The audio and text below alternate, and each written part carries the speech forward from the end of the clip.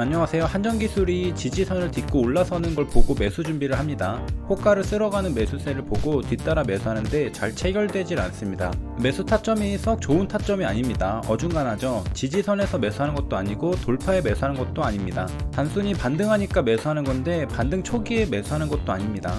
한전기술은 상승할 때 순식간에 호가를 쓸어가 버리기 때문에 매수 체결이 쉽지 않습니다. 그러다 보니 시장가 매수를 준비하는데요. 지나고 보니 실책이었죠. 최고점에 매수하는 꼴이 되어버렸습니다. 시간이 지나 버텨보지만 하락합니다. 1분 봉상 89,500원 부근에서 저항을 맞고 떨어지는 그림입니다. 매수 타점이 높으니 저항 맞고 떨어지면 손실이 됩니다. 조금 더 버텨보고 싶지만 강력한 매도세가 나오고 있기 때문에 손절을 하게 됩니다. 매수 타점은 알파이자 오메가입니다. 첫 스타트가 좋아야 그 뒤도 좋습니다. 한전기술은 한국전력 기술의 줄임말입니다. 대한민국의 원자력 발전소와 화력 발전소의 기술 자립을 위해 세워진 회사입니다. 한전기술의 최대 주주는 한국전력공사입니다. 지분율 65.77%를 들고 있습니다. 그리고 한국전력공사의 최대 주주는 한국산업은행이죠. 지분율 32.9%를 들고 있습니다. 한마디로 한전기술은 한국전력의 자회사입니다. 한전기술은 원자력 발전소 관련 사업을 하다 보니 노무현 정부 시절에 원자력 잠수함 연구를 여기서 했었다고 합니다. 보안을 철저하게 했는데 알려져 버린 것으로 보이죠. 원자력은 제3의 불이라는 별명으로도 불린다고 합니다. 전기가 제2의 불이라고 하고요. 그러니까 불이 인류의 문명을 만들었고 전기가 현대 문명을 만들었고 원자력은 그 전기를 매우 높은 효율로 그것도 막대한 양의 전기를 생산해내면서 현대 문명을 지탱하고 있습니다. 한전기술은 발전설비 O&M 사업도 하고 있습니다. O&M의 O는 Operation의 약자입니다.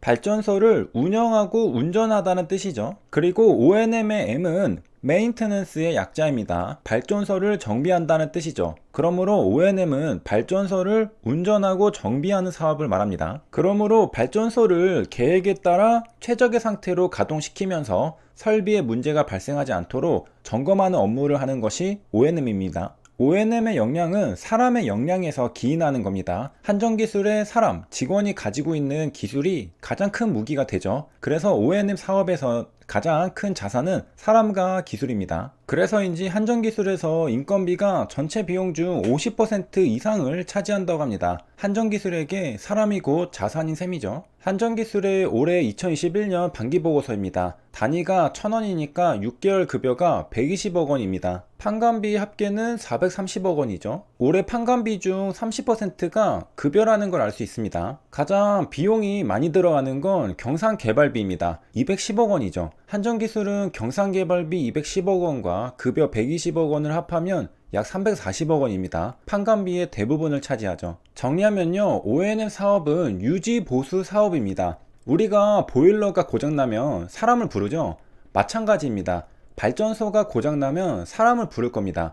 그러면 기술자가 오겠죠. 그렇기 때문에 O&M 사업을 하는 한전기술에서 중요한 자산은 사람입니다. 기술자죠. 그리고 비단 원자력 발전소만 O&M을 하는 게 아닙니다. 발전소라면 모두 해당할 수 있죠. 태양광 발전소도 마찬가지입니다. 태양광 발전소를 돌릴 때 어떻게 최상의 발전소 상태를 유지하느냐 고민하는 것도 O&M의 일부입니다. O가 Operation이죠. 효율적으로 태양광 발전소를 운영하는 것도 포함되는 개념이죠. 발전량을 저해하는 요소가 있는지 사전에 파악해서 제거해야 할 겁니다. 예를 들어 크래킹이 있겠죠. 다시 한전기술로 돌아와서요. 한전기술은 발전설비 O&M 사업도 하고 있습니다. 한전기술은 크게 원자력 발전과 화력 발전에 대한 O&M을 하고 있죠. 전체 매출액의 40%를 차지합니다. 왜 원자력과 화력은 함께 다니는 걸까? 비슷해서 그렇습니다. 뜨거운 증기로 터빈을 돌려 전기를 만들어낸다는 점에서 원자력 발전과 화력 발전은 비슷한 원리를 가지고 있습니다. 원료가 다를 뿐이죠. 화력 발전은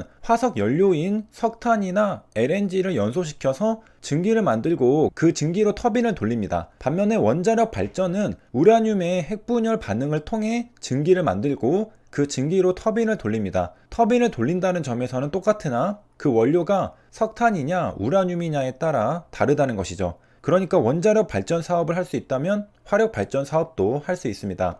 범위의 경제 있죠. 범위의 경제랑 규모의 경제와 비슷한 개념인데요. 범위의 경제는 하나의 기업이 2개 이상의 제품을 함께 생산할 경우 따로 생산하는 경우보다 비용이 적게 드는 현상입니다. 한전 기술을 예로 들면요. 터빈 기술자가 직원으로 있다고 해보겠습니다. 원자력 발전소에서 터빈이 이상한 것 같다고 정비 문의가 들어왔습니다. 기술자가 터빈을 보러 갈 수 있겠죠. 그리고 며칠 뒤에는 화력 발전소에서 터빈이 이상한 것 같다고 정비 문의가 들어왔습니다. 이번에도 역시 똑같은 기술자가 터빈을 보러 갈 수 있겠습니다. 왜? 둘 다 증기를 돌리는 터빈이라는 점에서는 똑같거든요. 그래서 한 명의 터빈 기술자를 고용하면 원자력 발전소의 터빈도 점검할 수 있고 화력 발전소의 터빈도 점검할 수 있어서 비용이 절감될 수 있습니다. 만약에 전혀 다른 태양광 발전 사업도 하고 있다면 어떻게 될까요? 태양광 발전 기술자 1명, 원자력 발전 기술자 1명을 각각 따로 고용해야 할 겁니다. 인건비는 2배가 되죠. 범위의 경제를 수학적으로 표현하면 다음과 같습니다. 원자력 발전 사업을 따로 할 때와 화력 발전 사업을 따로 할 때보다 둘 다 같이 하면 비용이 낮아진다는 겁니다.